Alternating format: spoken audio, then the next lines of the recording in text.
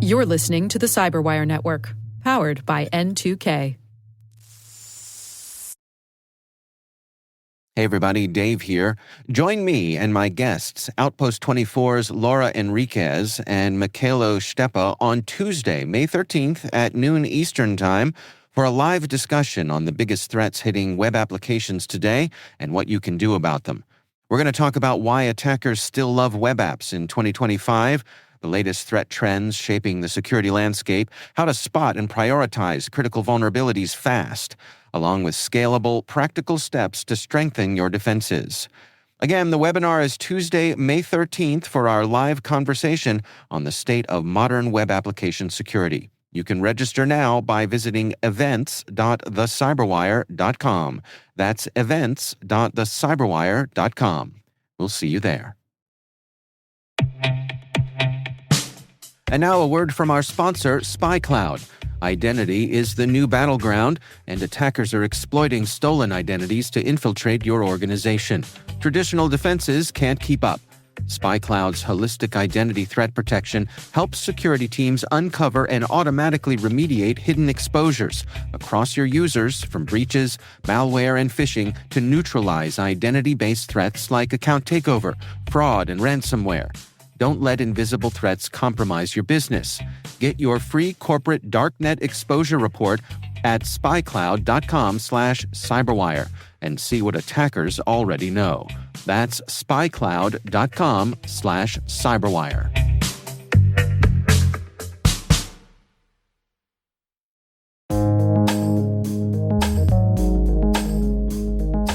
The word is Log4j vulnerability. Spelled L for ledger, O for observation, G for gigantic, 4 for the number 4, and J for Java.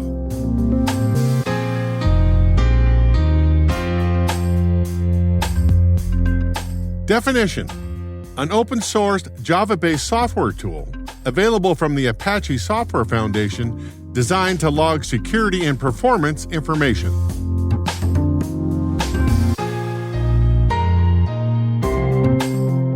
Example sentence: Log4j is code written in the Java computer language and created by volunteers within the Apache Software Foundation to run across a handful of operating systems: Apple's Mac OS, Windows, and Linux.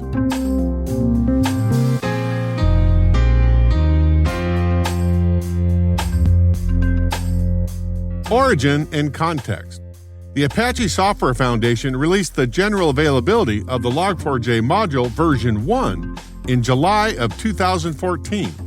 The next year, the Apache Logging Services Project Management Committee announced Log4j 2 as a replacement.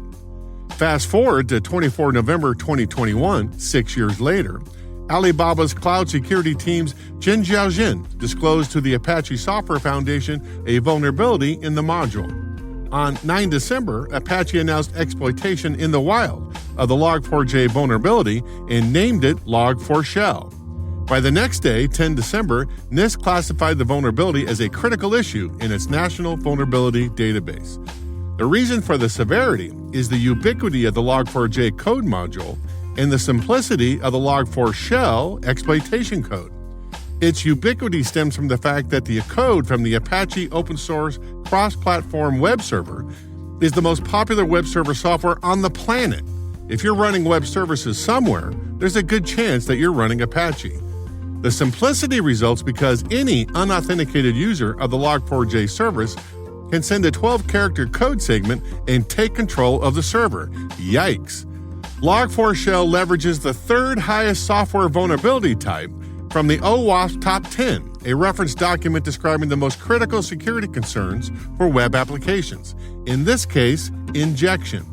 In other words, the unpatched Log4j module doesn't isolate its code from its data. It interprets log messages, data, as instructions, code. When hackers send a URL to the module, the service grabs the URL, fetches the data located there, and runs the executable payload with the full privileges of the Log4j main program. According to Microsoft's John Douglas, as of 4 November 2021, the percentage of public software repositories that use open source software is north of 80%. He says that what that means is that, quote, thousands of strangers can effectively contribute directly to your production code. Your product, through your software supply chain, is affected by unpatched vulnerabilities, innocent mistakes, and even malicious attacks against dependencies, end quote. Most security professionals have no idea what code libraries our organizations are using directly, and absolutely no clue about what code libraries the original open source developers nested within.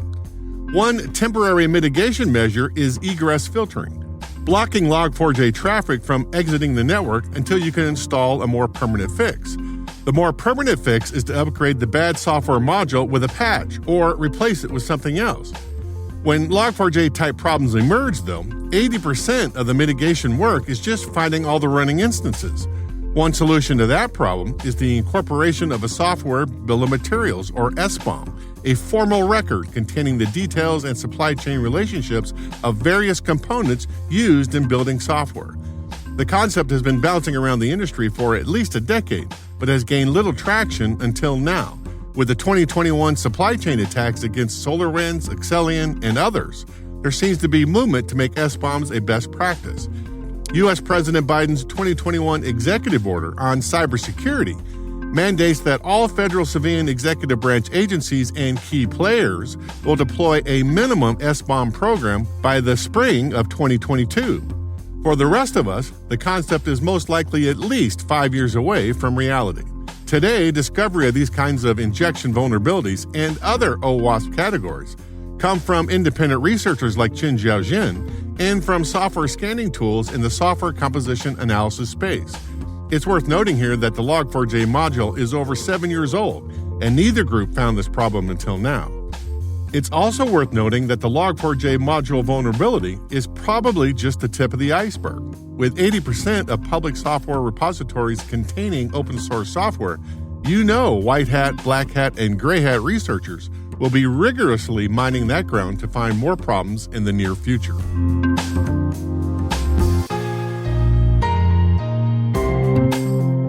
Nerd reference. On 20 December 2021, just before the holiday break, Eamon Javers from CNBC interviewed Jen Easterly, the U.S. Cybersecurity and Infrastructure Security Director, about the impact of Log4j. So the Log4j vulnerability became public just about a week ago. What do you guys know now that we didn't know last week? Yeah. So first off, I should say that the Log4j vulnerability is the most serious vulnerability that I have seen in my decades-long career. Yeah, and three reasons why. Ubiquity, simplicity, and complexity. So it is a piece of software, open source, that's in millions of devices, from video games to hospital equipment to industrial control systems to cloud services. It is trivial to exploit as a vulnerability. Essentially 12 characters, and a remote unauthenticated attacker can take over a system, can use it for stealing data, can use it for ransomware attacks, all manner of malicious activity. And it takes a very focused effort to be able to find and to fix the vulnerability, because it's open source, so it is in all manner of vendor products.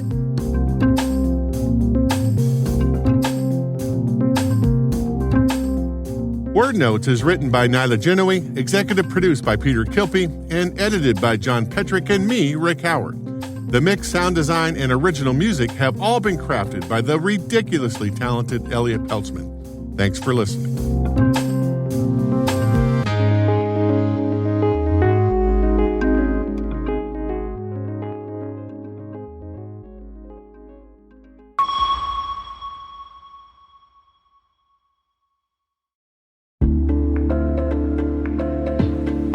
What's the common denominator in security incidents?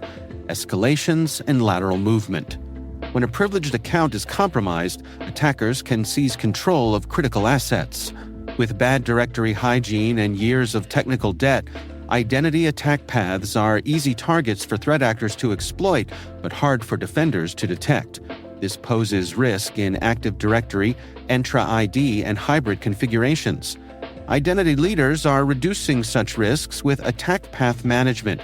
You can learn how attack path management is connecting identity and security teams while reducing risk with Bloodhound Enterprise, powered by SpecterOps. Head to specterops.io today to learn more. SpecterOps, see your attack paths the way adversaries do.